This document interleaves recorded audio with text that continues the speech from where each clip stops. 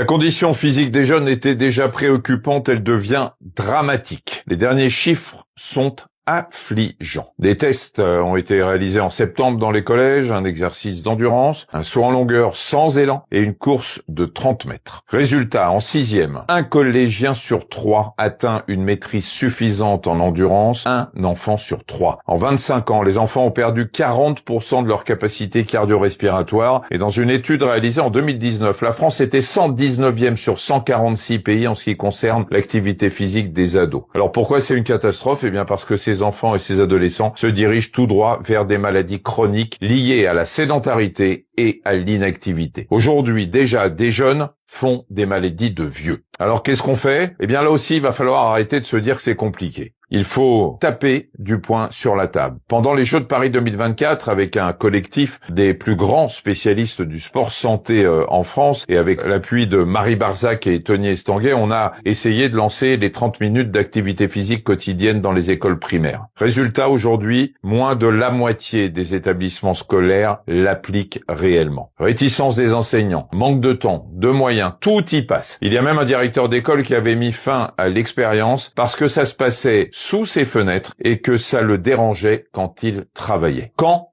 allons-nous prendre conscience qu'on ne peut pas continuer comme ça? À l'école, les maths, le français, l'histoire géo sont obligatoires au programme. Eh bien, faisons la même chose avec l'activité physique. Augmentons le nombre d'heures d'EPS. Imposons, obligeons les gamins à se bouger. Le plaisir suivra. Il faut arrêter de tergiverser. Les ministères concernés, la santé, le sport, l'éducation nationale, doivent arrêter de se renvoyer la balle en disant « c'est pas moi, c'est l'autre ». Il en va de l'avenir de notre jeunesse.